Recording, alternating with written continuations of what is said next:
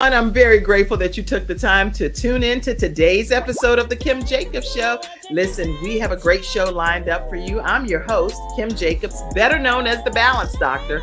And all of our guests that come on, they're either people that have overcome some tremendous odds in their own lives as they balance this thing called life, or they're experts and they're here to share tips and strategies that will help you better balance and manage your life.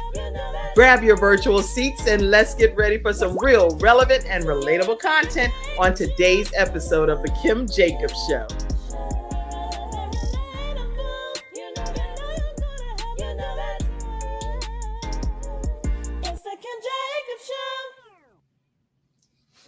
Everyone, and welcome to this episode of The Kim Jacobs Show. How are you, Mr. Joel Simmons over there? I'm doing well. Good to see you there, Kim. Glad to be on your show. Thanks for having me. Well, thanks for being here today. And I love that hat, by the way. Thank you. Thank you. You know you're stepping out, right? You know you're stepping out the way you look over there, right? Well, I figured I was coming on your show, so maybe I ought to put on a couple little pieces of article of clothing or something. Well, very, very nice. I'm very honored to have you here today. Where are you located, Joel? I am in Florida. Okay. So always nice weather in Florida for the most part, right? Yes. Even when it rains, it's always a good day. That's because God's good to us all the time. So you just can't complain about much at all, can we? Yeah, well, I agree with you. I believe that he puts us here on this earth to be able to inspire other people and to encourage other people on this journey called life and not let the weight of the world kind of overtake us, if that makes sense, you know? Yeah. It does. It makes a lot of sense. And nonetheless, I mean, it still does at some point in time, like there was one occasion in scriptures where Jesus was talking, he was talking to Peter. He said, the flesh is weak, but the spirit is willing. Right. So, I mean, everybody still has those dark days and those trying days. And it's not to overshadow those things and saying it's always roses and sunlight. But thank God for the highs as well as the lows, and even the lows have a way of teaching us how to rest in full assurance in the highs. That's beautifully said. Y'all, listen, you grab your virtual seats. You can already tell that we are in for a tremendous treat. This young man is already sharing scripture with us and some words of wisdom that I believe really will make a difference in your walk. And he's going to be sharing his own personal story as well as things that he's had to endure to become who he is today. So I want you, when you come in the virtual seats, let us know where you're visiting in from as well. Type your name, say a comment. I know many of you call and say, hey, Kim, I'm watching, but please type your information in because I don't get a chance to look at all of these different devices to see who's logged in. But I truly appreciate you being here today. So, Joel, I agree with everything that you're saying. And I also feel, too, according to scripture, that the plans that God has for our lives, they're good and they're not evil. So if we already know that, and we know that everything some kind of way works out for our good, then it's like it's a shift in our mindset when we grab hold to that, as my grandma would say, when you grab an understanding of that, you know? I understand that completely. That was absolutely one of my favorite scriptures right there. I remember visiting a lot of people in the hospital and, I would take that scripture with me, Romans. I was going to say Jeremiah or Romans 8:28 or Jeremiah 29:11. I didn't know which one, but good. Go ahead. Yeah, I would take that with me because I just found so much solace in that, knowing that all things were working together for my good. Wow. God has a way of just ordering our steps, but we have a way of doing what we desire. And so I just think that it comes down to our belief system, and really, really taking that opportunity to be founded inside of our faith, and I speak this way because, ever since we got in backstage and you said that prayer, it's like I already knew that, we were in good hands at the time here in this show. And I'm just grateful to be here. Well, I'm grateful to have you. Listen, we're going to take a commercial break, hear from our first episode sponsor, which is Hunter Everidge Law Firm. And then we're going to come back. And Joel, I'd love for you to just share some of your journey, because it's one thing when you have this level of faith and you're here now, but then there are times that you've had to go through some moments in your own life to bring you to where you are today. When we come back, let's talk about some of those, if you will. Okay. Okay. We'll be right back, everyone, right after this break. When someone has lost a loved one, they want to know what exactly happened. They want to know, is the other person going to be held responsible? And they want closure. At Hunter and Everett, we help clients that have lost a loved one move on, and to do that with dignity and respect that they deserve.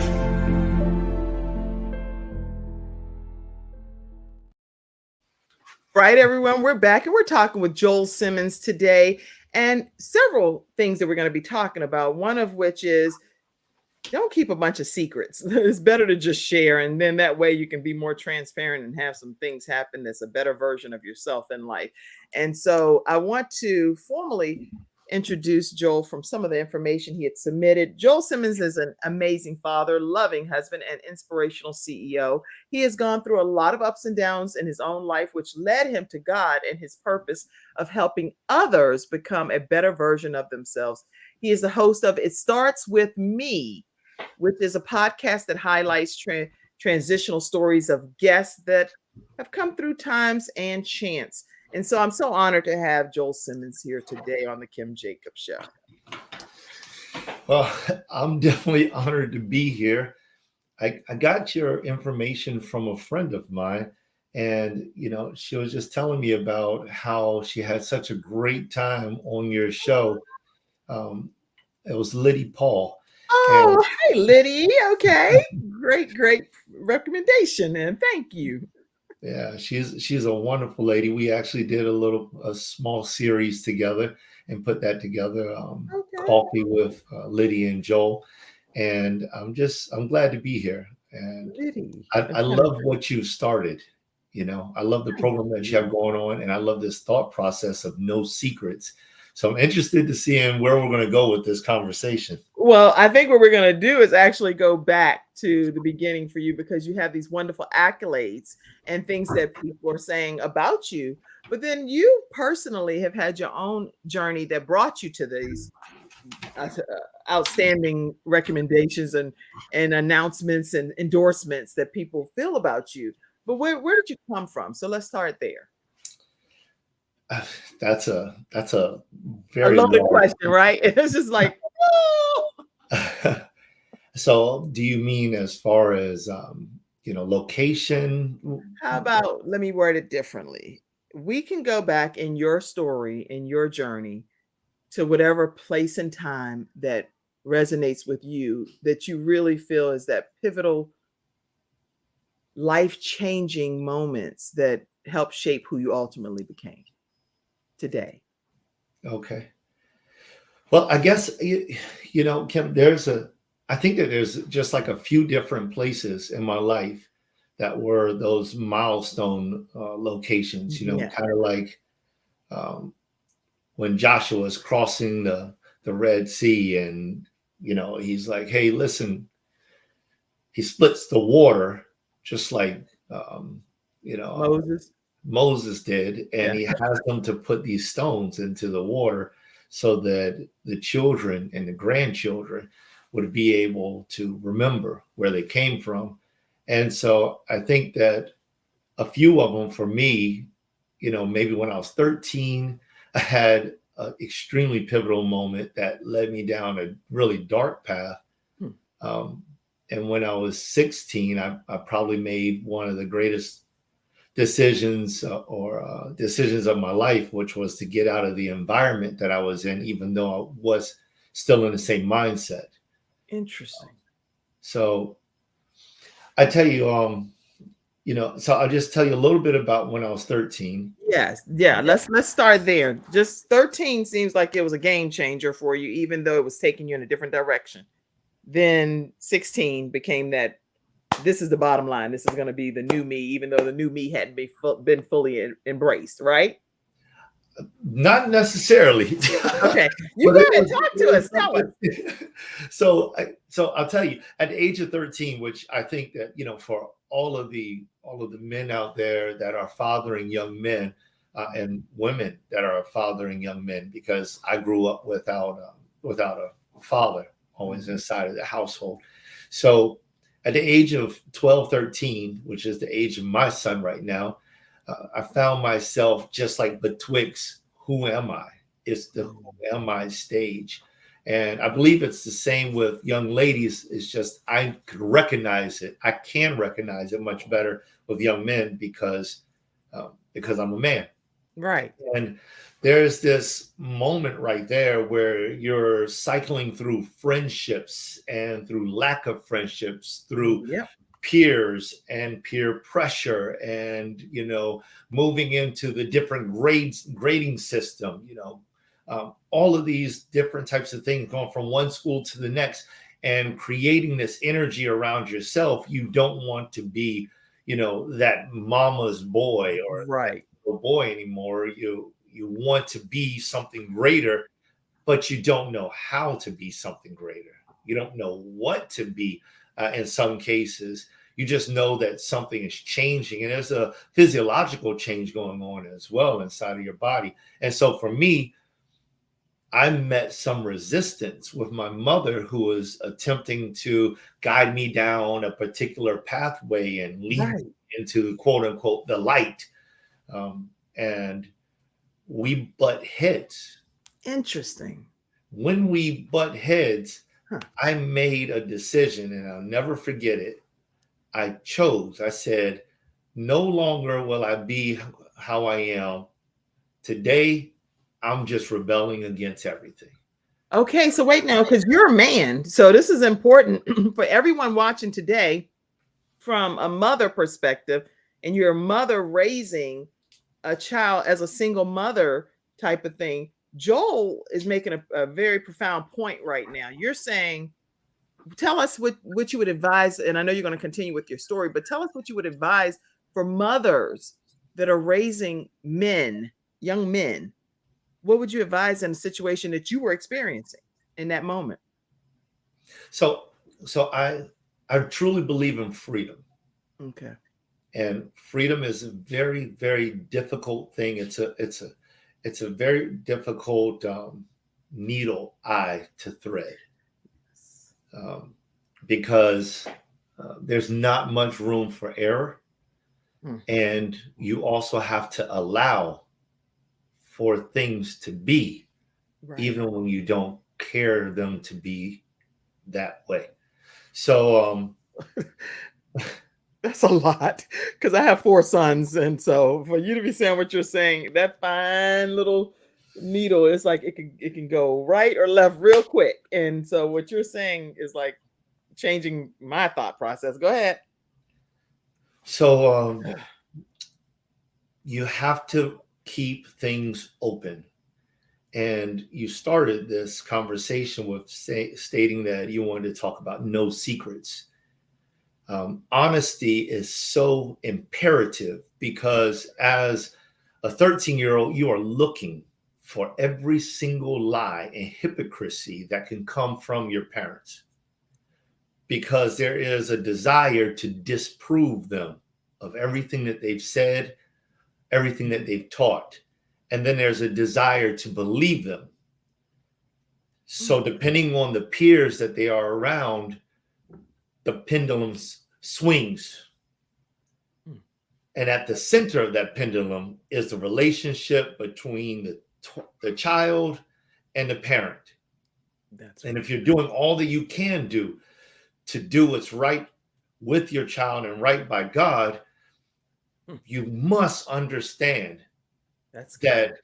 that line between the two of you, that relationship is on the balance, and that it can be frayed, and the damage that can be done in that age and in those days afterwards can be so difficult that it is nearly impossible to overcome, or that it is so that you've done so well that you all become more like friends rather than parent and son or daughter. So for me as a son, it was like, that's it. I'm out of here. I'll never forget. I went and I got me a pack of Newport News. I stood out in front of Newport cigarettes. I stood out in front of the gas station, and we waited and we waited and we waited until we found somebody who was whatever it was, 18 or 21.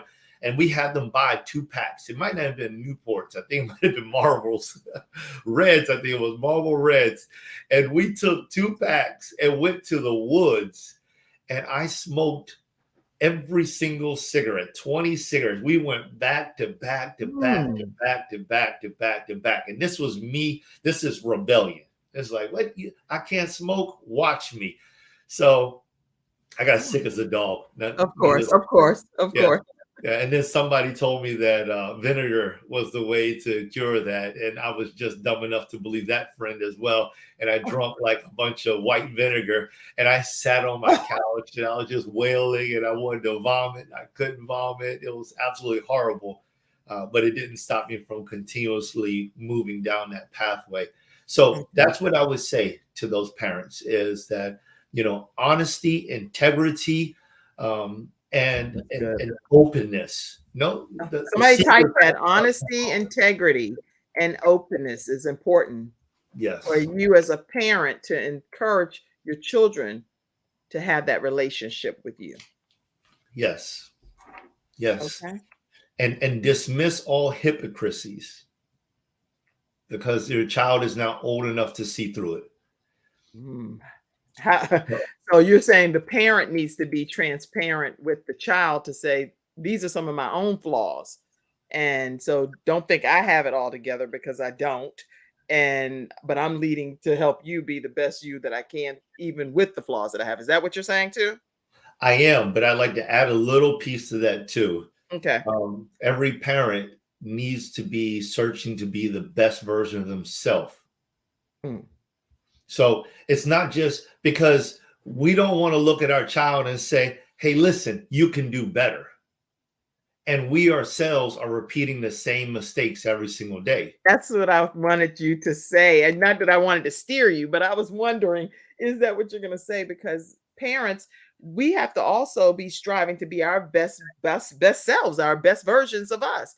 And then the children can look and model that versus just saying, don't do what I do what I say and all of that stuff. I just believe like, how about everybody just do the right thing as best you can? And then that way it can all be modeled appropriately, Yes. So I love that. Because the children are learning. They're learning. I was learning, and I got a chance to look back and see my mother attempting to do the right thing, switching gears so frequently and so often because she didn't know what to do. She didn't know how to drive the relationship. She was just doing the best she could do. And let me tell you, I did not give her the respect or just turn the other cheek or just get back in line so quickly. It didn't happen. So there's a lot of patience that has to come along with this. As you are seeking to be better, then don't think that simply because your child is like going astray that they won't come back. You got to be prayerful. You have to be intentional. You have to be faithful, and you have to develop yourself, because during the course of this trying, there's a trying for yourself as well as for the child. If you continue to develop yourself, you continue to do right. I believe that if you planted the right seeds at the young age, that even if there is a stunt in growth, even if there's no like mangoes, if you plant mangoes, you don't always get the harvest the first year. Sometimes it takes 2 years. Sometimes it takes 3 years. But then when the harvest comes, it's like, wow, all these rich mangoes. It was worth all of the sacrifice. It was worth all of the nurturing. Whether it takes 2 years, 4 years, 5 years, 7 years, continue to do the right things and just believe that the seed that you planted will have fruit. Wow, that's good. So keeping that faith as parents, regardless, just knowing that if you're doing the right thing and you're inspiring your young people, they ultimately it'll take root, and it'll be able to grow appropriately. And so listen, Joel Simmons is talking to us today, and he's talking to us about just being a better version of ourselves so that we can inspire even our children and many other people, not just our children, but our employees, our friends, our community members. It doesn't matter, just being able to inspire others through your own actions. And so Joel, you said at the age of 16, something happened. Talk to us about that. So by the time I got around 16, in between 16 and 17, I had been through so much trouble. I Mm. mean, the amount of fights, the amount of in and outs through civil systems. By the time I got 16, my mother, the amount of schools that she had to transfer me to, by the Mm. time I got 16, my mother just decided, we need a fresh start. And my uncle had moved to Florida. We lived in Virginia, and my Okay. uncle had moved to Florida. And he went to Florida and he got himself together. You know, Props to him, old Uncle Butch. Um, Okay. We all have Uncle Butch. I have Uncle Butch too. You know, Uncle Butch. All right. I want to, Uncle Butch, like my Uncle Butch. He's something else.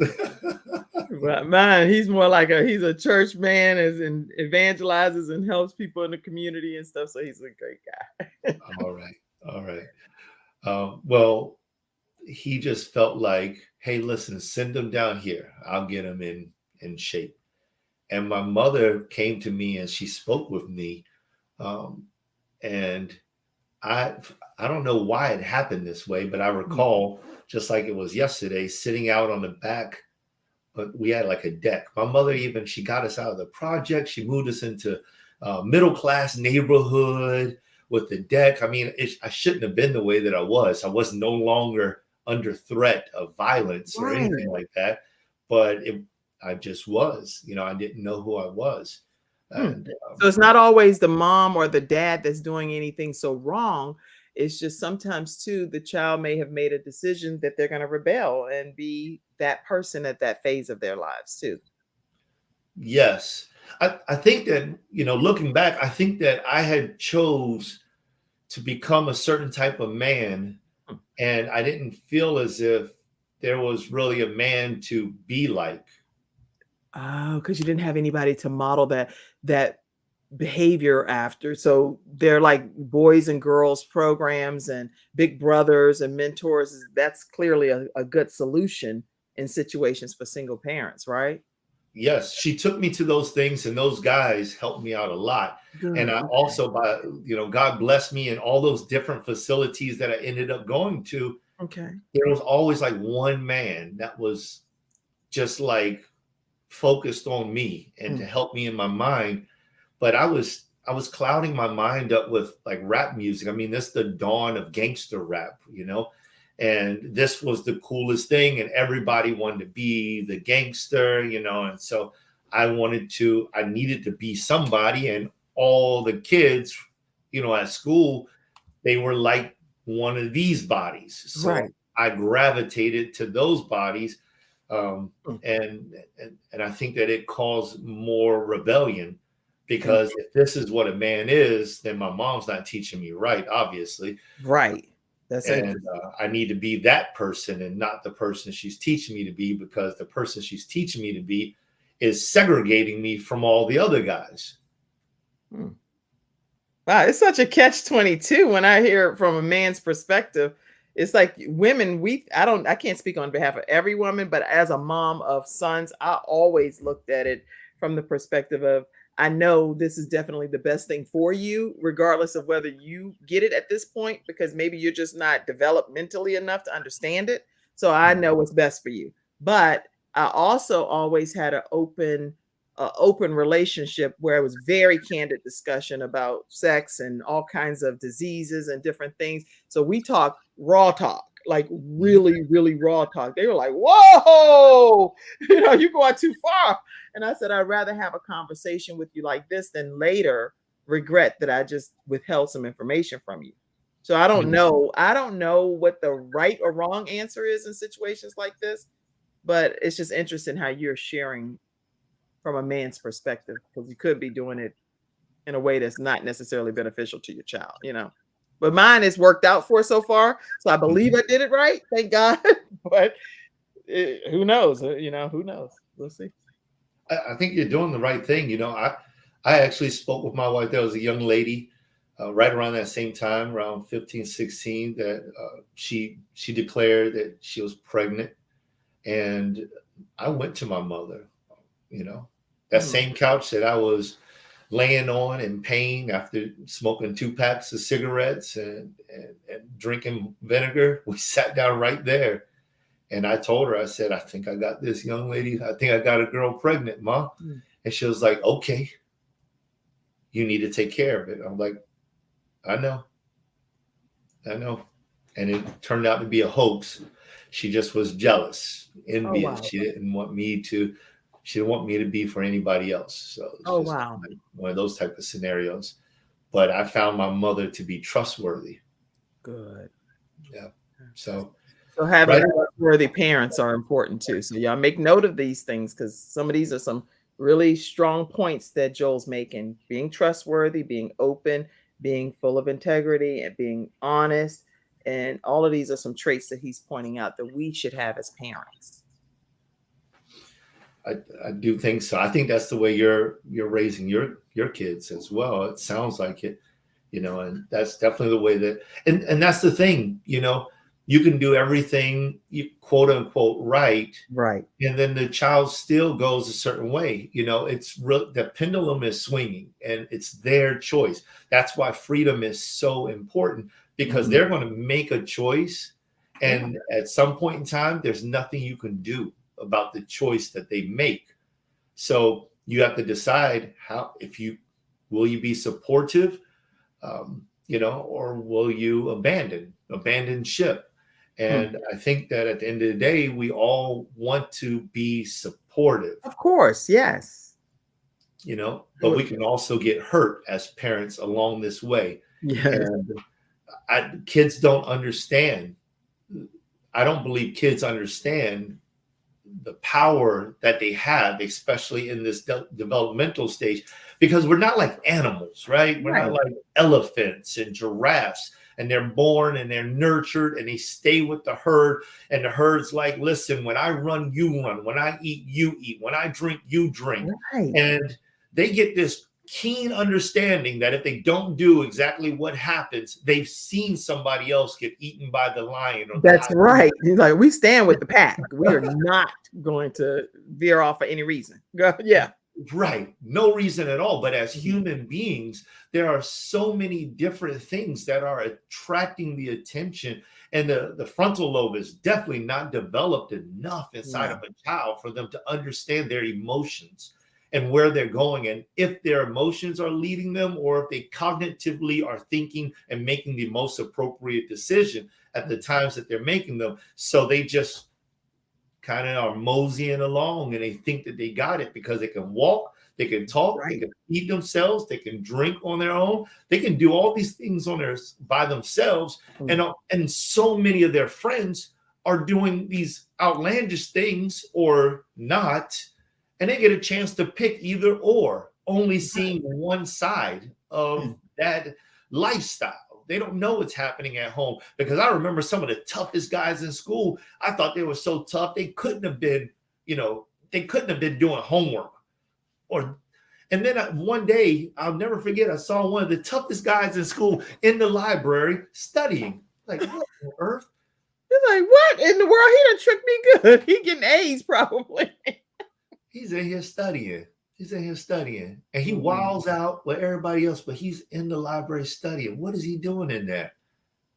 I was so confused. What did that do for you, though? I didn't know what to do with that. I just, it was a random thought, just something that I held on to for just couldn't believe it. But many years. So I see comments that are coming in the studio audience. I want to take a moment to acknowledge you all. And I see you, Tony Lyons. You said good morning. Good morning to you. Dr. Tina Ramsey, who is the founder of CTR Media Network, where actually the Kim Jacobs Show streams as well in 100 countries and 350 million households. Thank you so much for being on, Dr. Tina Ramsey. She says, we do too. Yes. Let's see. Vanita's on, and she said, honesty and integrity and openness are important. And someone said that freedom starts with a mindset. Wouldn't you agree? Would you say free to say yes and free to say no is what that person said? All right. And I see you, Vanita, as well. And CTR Media Network said, hey, y'all send some stars as well over. You can send those on the Kim Jacobs Show Facebook page. You can send them over on CTR Media Facebook page as well. All right. So listen, we're talking with Joel Simmons. And I know that there are certain like categories, Joel, life, overcoming, and different things that you really specialize in. I would like to find out, going through your journey, coming up from 16, you said you made a decision. What was that decision at 16? So my mother came to me, and I was sitting out on the back deck, Mhm. and it must have been maybe around 1 o'clock, and it was cloudy skies. And my mother was sitting there talking to me, and she was having a heart to heart. I had just gotten out of lockup, and we were just having this heart to heart. And I was thinking about that song. It's a song by Mobb Deep called "Shook," and it was playing in my mind. And I was thinking the words go, "There ain't no such thing as halfway crooks." And I was like, I'm not a crook. Not a crook. I can't be half of this like gangster thug guy. Mhm. I'm not a halfway guy. I'm not. I'm just not. I need to make a decision, and it was perfect timing on her behalf. And Mm. she said, "Listen, your Uncle Butch is down in Florida. He thinks that we should come down there. I think we just need to get away and have a fresh start." And to my mom's belief or disbelief, I guess you would have to ask her, Marie Jenkins, the founder of Federation of Families of Florida and or Palm Beach counties. And she said that to me, and I'll never forget the clouds began to separate, Hmm. and the sun started to heat my skin up. And I said, I'm ready. I think we should go. And then I told her about that same song that was just playing in my mind, and I said, I don't want to be in between. I just need to make a choice, and this isn't right for me. Wow. Wow. And the sun beamed on your skin. A choice needed to be made. And I believe that there was some type of heavenly intervention that happened in that moment for you and I for do your also. mom. Miss Marie, you said, Miss Marie? Marie, Yes, Miss Marie was using godly wisdom to be able to get her son to a new environment. When we come back, we're going to hear some more from Joel Simmons and even more into your adult years of your journey, because you are now the podcast host of It Starts With Me. That yeah. means that you embrace that philosophy of it starts with you personally. So let's talk about that as soon as we return. We'll be right back. I have peace of mind with Silver Shield Security, which has been protecting my family and home, along with servicing the Carolinas for over a decade. Silver Shield Security knows the importance of convenience and safety. Whether you live in an apartment, a home, or run a business, they are here to protect you from unwanted intrusions and fires. Call now at 704-440-4688 or visit the website at www.silvershield-security.com. You can use my promo code #ToneX and get 1/2 off your installation price. Don't forget to ask about the new no money down options. Let Silver Shield Security help to give you peace of mind, just like me and my family, and keep your business safe. And we are back. We're talking with Joel Simmons, who's just doing a masterful job as a male that's here on the show today to talk to us from some good advice for moms and even fathers to be able to have an open relationship with your children, especially at certain ages, because those are some pivotal moments in their lives. Before we go further, I'd like to just give you all an opportunity to donate to the Kim Jacobs Show. We appreciate and thank you all for your contributions to our community. The only way that we get to keep this program thriving Monday through Friday, which is a daily show, right? A daily show, is through contributions from community members like yourselves. So it helps with the production and all of the expenses associated with running an effective program. You can go to Cash App, Kim Jacobs Inc., or you can also go to paypal.me Kim Jacobs Inc. or Venmo at The Kim Jacobs Show, or even become a Patreon member where you get exclusive content that's only for members. And that's patreon.com/The Kim Jacobs Show. All right, so talk to us about your adult years, because some things happened after you got to Florida, and I'd like to hear some of those comments. So that's interesting. Where do we start? So now you go to Florida. There's this Uncle Butch. You're 16. Your mom made the best decision because whatever wisdom God put inside of her, you ended up into a new area of opportunity for you. What happened? I went back down the old road. Oh, come on, Joe. I was not expecting that. Okay, I was not expecting that answer. Okay, what happened? So my Uncle Butch, he definitely brought me down, but he was not prepared to really like help me through the process. My mother didn't know what to do to get me through the process. So really it was just a change of environment. Oh. So you can go to anywhere, put a mole on, a wig, whatever. But if you're taking yourself with yourself, you're still going to be the same person, is what I'm hearing. That's Yes. Counseling is needed, is what I think. But go ahead. Yes. So there's a young man that eventually later on I got into the church and everything, and a young man came to me and he was really distraught because he was attempting to make a decision between whether he should stay or whether he should go, and how he should thread that needle, to go back to that thought earlier in the show. And I came to him and I spoke with him and I said, everybody's telling you should not go.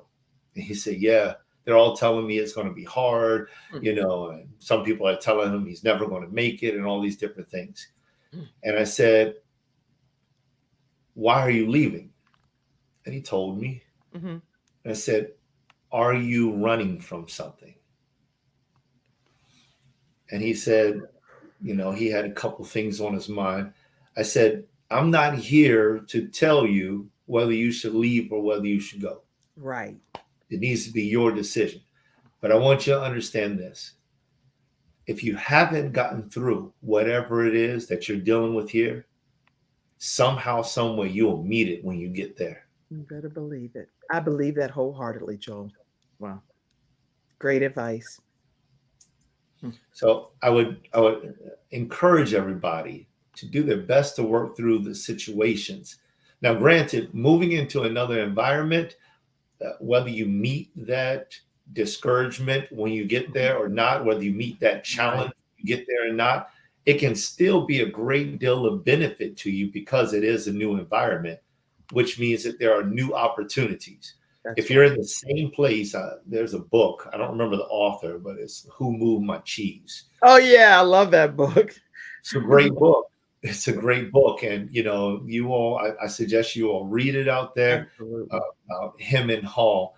And the thing about it is that they took so long before they were able to move that they nearly starved to death.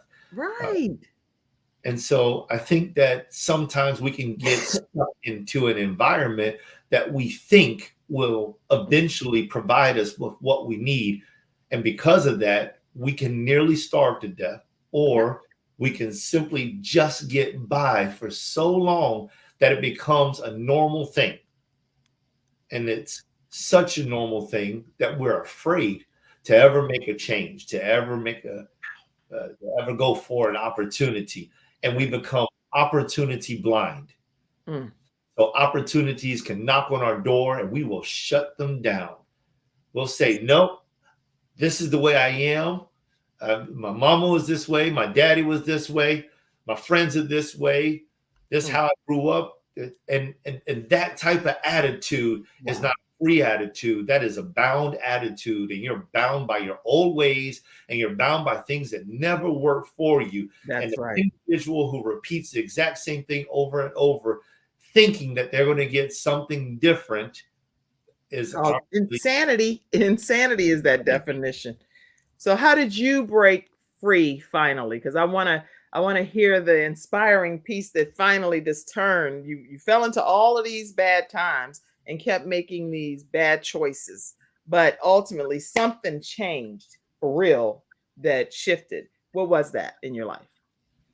So my mother kept praying and she kept working and she went through hell. I mean, she really did. But she wouldn't give up. She wouldn't give up. And eventually I came to about 17, 18 years of age. I ended up moving out the house and moving in with who now is my wife. Oh, good. Okay. Yay. That's woo. Hey, everybody take a moment. This is like a beautiful thing. She became your wife and mother, right, of your child. Yes, yes. And before that happened, I ended up going into jail one last time. Okay.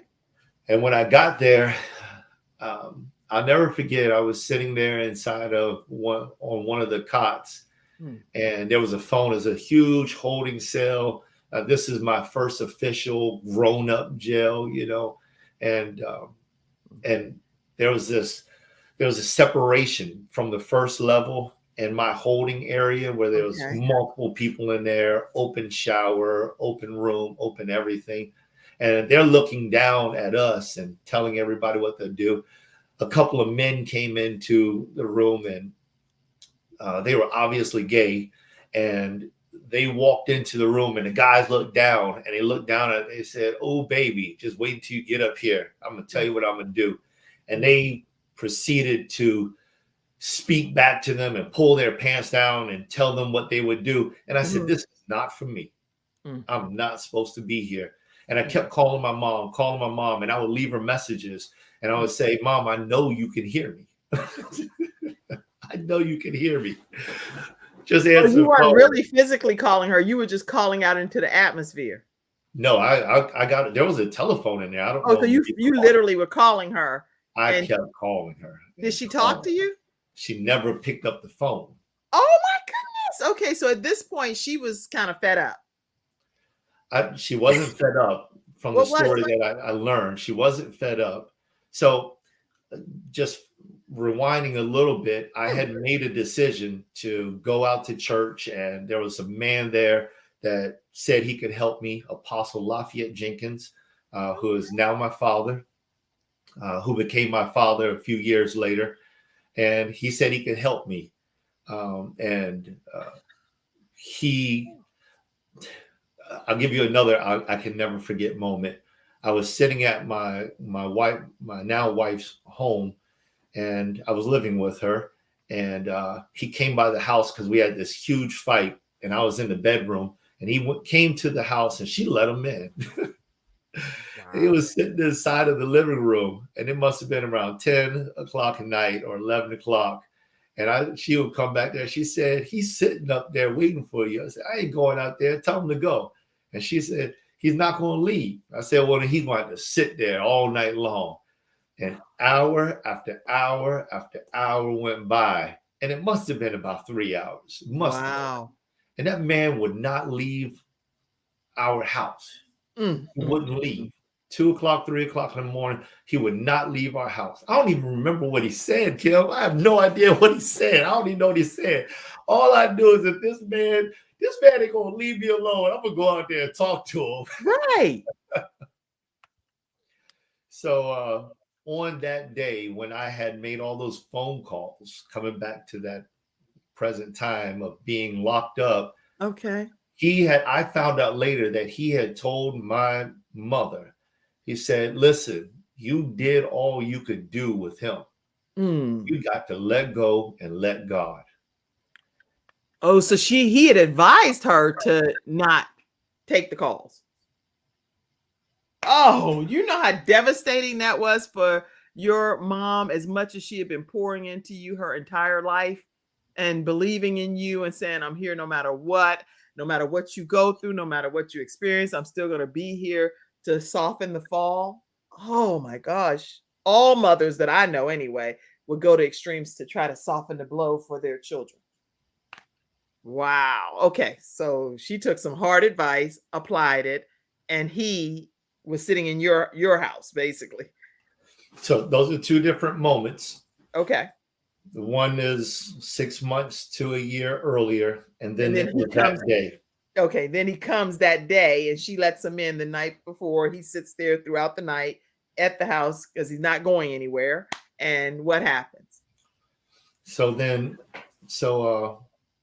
on this day, when I'm inside of the prison, I ended up because my mother wouldn't answer. I had to do like Martin Luther King Jr. said on one occasion. He got a phone call in the middle of the night. He answered it. He said, on the line was an ugly voice.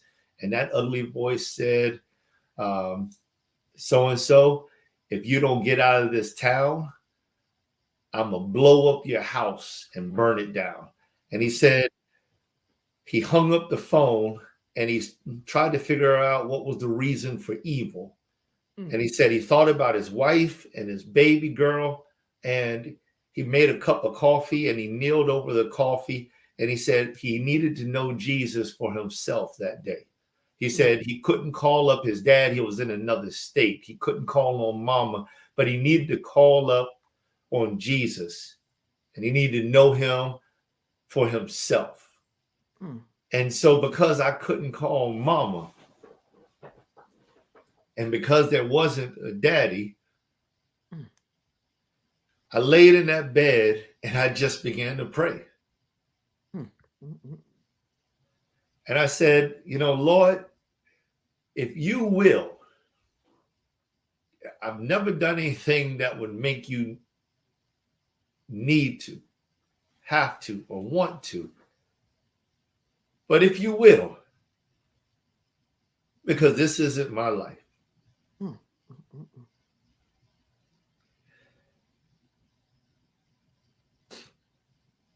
And that was it. Wow. My God. I got the door. Somebody came to the door within an hour or two. And they said, you've posted bond. And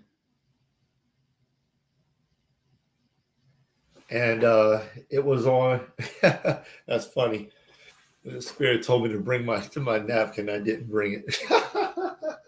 Well, we're going to take a commercial break and give you a second to go grab it, okay? Right, and we'll be right back. We'll be right back, everybody.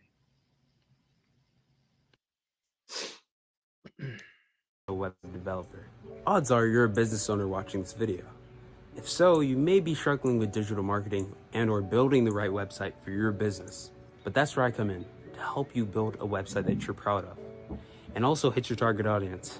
So let me help you build the better business you deserve.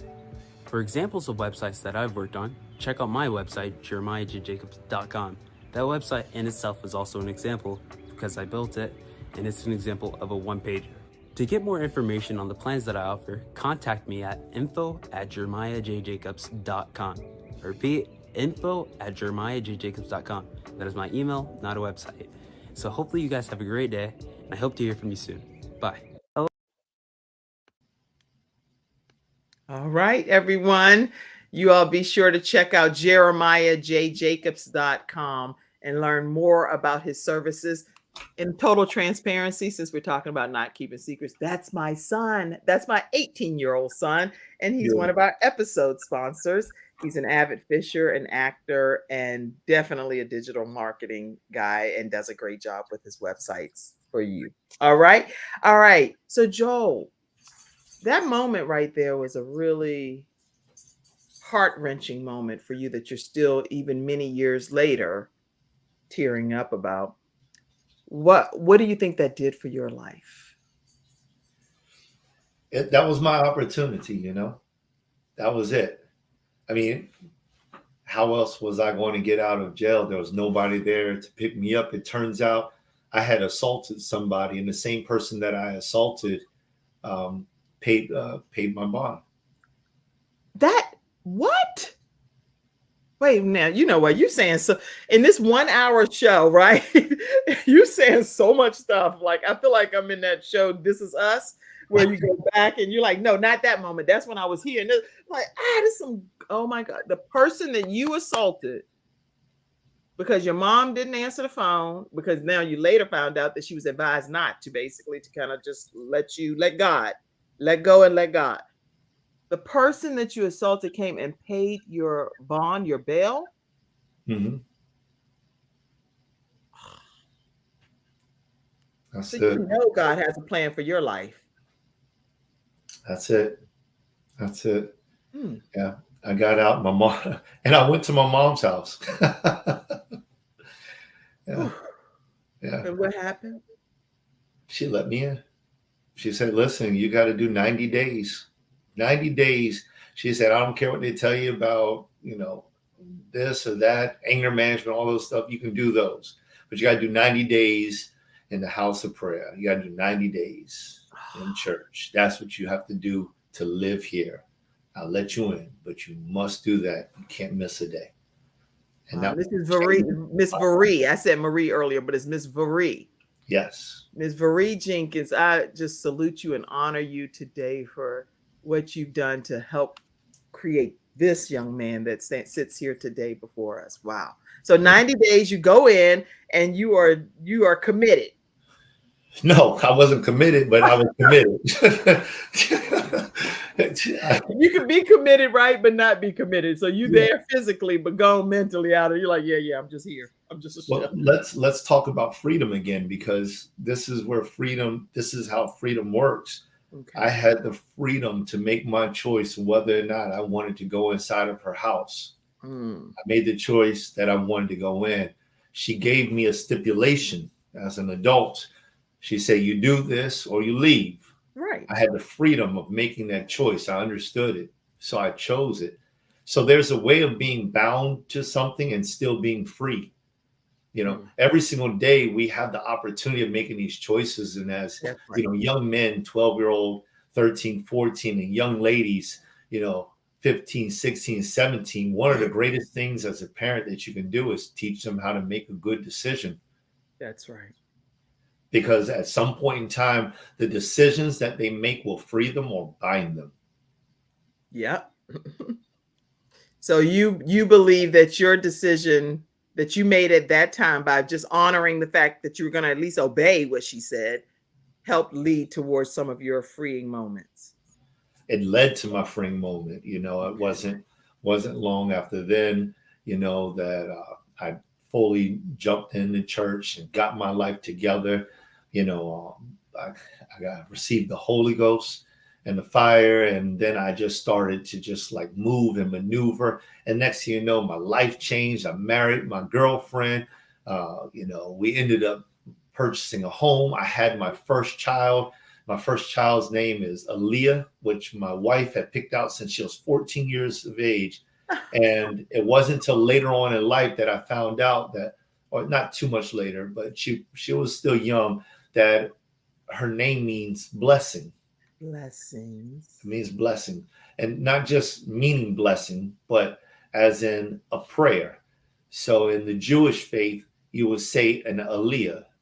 And that's what it meant. And when I saw her, that's when there was such a great change, because all of these things hit me about not having a dad.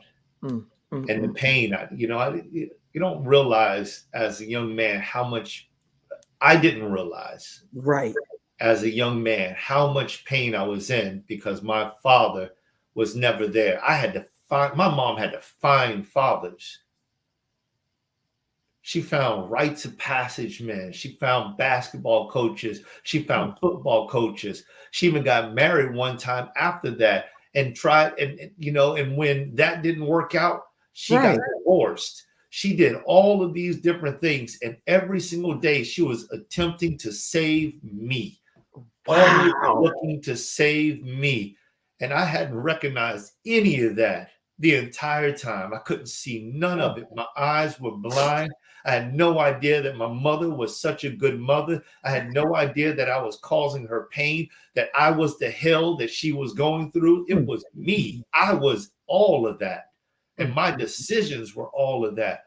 And I hadn't realized that I needed a dad, that I grew up without a dad, and that, there's people out there, maybe they grow up without dads and they're fine. There's people out there that grow up with dads and they treat them terrible. Right. They don't know what they have, and you don't know what you have until you don't have it. You don't have it. Then you start to recognize, oh, that was good. Actually, it wasn't that bad. It was okay. I could have endured that or whatever. So I understand what you're saying.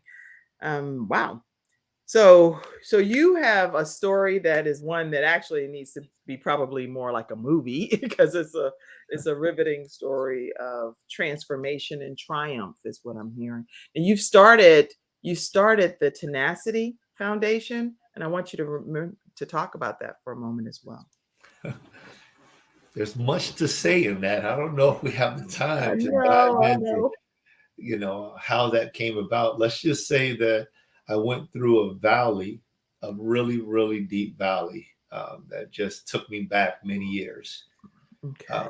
And I feel like in this day that it is the possibly the deepest valley that I've been in my entire life. Um, and it took me about 6 months to come out of that through prayer and fasting and focus, and there was a lot of trauma, and some of that had to deal with my father and other individuals and things like that. And when I came out, I felt this great awakening, Mhm. and I felt that freedom is something that everybody should have. So Everybody. now this traumatic experience that took you about 6 months to overcome through fasting and prayer, is that something people learn more about through the Tenacity Foundation, or how do people learn more about your journey? Yeah, so in the Tenacity Foundation, there's a little piece of it on the website that you can read about in my bio, because that's really the birth of the Tenacity Foundation, and it starts with me. I'm reading it here. It says you took that chance and with it became the most powerful, awesome father of 3 children, a great husband, compassionate leader, wise visionary, fiery resource, spiritual asset, dedicated and humble servant, inquisitive researcher, motivational speaker, and inspirational life coach. So you have had a lot of things come out of that traumatic moment in your life. Yeah, I believe everybody should have the opportunity to be free. Everybody should. And many of us as people, we don't see it, we don't know it, we wouldn't recognize it. So you need people that are kind of like heralds that'll Right. go out and they'll teach people and they'll speak about this marvelous freedom that they Yes. have access to. And then they get an opportunity, and the opportunity is worth its weight in gold. Yes. So, what opportunity do you feel you have been afforded from all of the traumatic things that you've endured in your journey? Well, I've had the opportunity of starting my podcast. It starts with me, and I've met so many wonderful people that have shared their experiences and how they took a chance, took an opportunity, and made the best of it. Ecclesiastes 9:11. At the very end of that, it says that everyone has time and chance. So, in other words, that if you're living, you have time, and in that time, there's always going to present an opportunity. Yes. It's just up to us what we do with those opportunities. I've worked with people from the Philippines to Japan to Australia to Europe, and right here in our backyard from California all the way over here to Florida. And right now I'm on your show. And I count that as a blessing. This is a very well run show. Oh, thank And you. I'm really humbled myself. I know you put that in a text message to me, and I feel the same way. I'm humbled to know that you've allowed me to be here with you for this hour. Well, I'm humbled to have you come and share just a small snippet, because there are like 60 or more categories that we could spin off into from just your story alone. And it is such an inspiration to everyone that's tuning in. You are definitely welcome to come back. You have the link, book yourself again, and put a different topic. And we focus that hour on that specific area because men and women and mothers need to hear from you. We need to hear from you. So just don't let this be your one-stop shop type of situation. Come back and we deep dive into the next hour on whatever we're going to decide to pull from, whether it's going to be mindset, positivity, inspiration, motivation, overcoming, struggle. It's so many different angles that we can talk about. But I want you all to definitely check out on all audio podcasting. It starts with me. It starts with me, and that is actually his podcast. And on that podcast, they can tune in anytime and download the audio content, correct? Because I was Yes. searching. Awesome. Some good stuff over there. So y'all make sure you check out Joel Simmons' podcast. It starts with me. And he's taking full ownership of his own life, how it started with him. What's a closing comment that you'd like to share, Joel? Yes. So just the no secrets. I love your topic, and I think that it's just very important. You know, I've taught my kids this, and I'll share this with everybody else. And that's it's about the lie. Um, Never lie. It's not that you should lie to anybody, but I've said this to them so many times. I don't think you should lie to anybody, but never lie to yourself. Because if you lie to yourself, you may soon believe it. Right. And never lie to God, because when you're in trouble, who will be there to raise you up out of that trouble? Wow. And God already knows, because he knew the end before the beginning. So he already knows what we're thinking in anyway. So at the end of the day, it's better for us to just be able to walk this thing called life out according to his will, in my opinion. And also, Joel had mentioned earlier about the platform and the show. If you're ever interested in starting your own show from scratch, know that you can take what we have as a 6-week one-on-one training, where I would work with you 1 hour per week to help you create your own show from scratch. And then you'll be able to also have your show ready to go. And Les Brown, there's a video out there on my KimJacobsConsulting.com page. You can check that video out of him endorsing the program as well. So I'd love to work with you if that's something that you would like to do. And today, Mackenzie, the person that helps me backstage, had death in her family. So I'm asking that you all keep her and her entire family in prayer. So she wasn't able to be on today backstage to help me, but I do want us to keep her entire family in prayer. All right. And there was one more thing I wanted to announce, that today, well, this weekend, one of my nieces celebrated her birthday, and I consider her even way more than a niece because she lived with me for many years as well. And so I want to say happy birthday to you, Sade, and just let you know that we celebrate you. And I'm grateful for the woman that God has made you to become as well. So this is her and her family, and that's Jack and Belle. And this is her mom, who transitioned from this earth last year, that she's standing beside, and that's her grandmom and her daughter. Happy birthday to you, Sade, and I love you and salute you today. All right, I know I said a closing comment. You want to say one more closing comment? Are you good?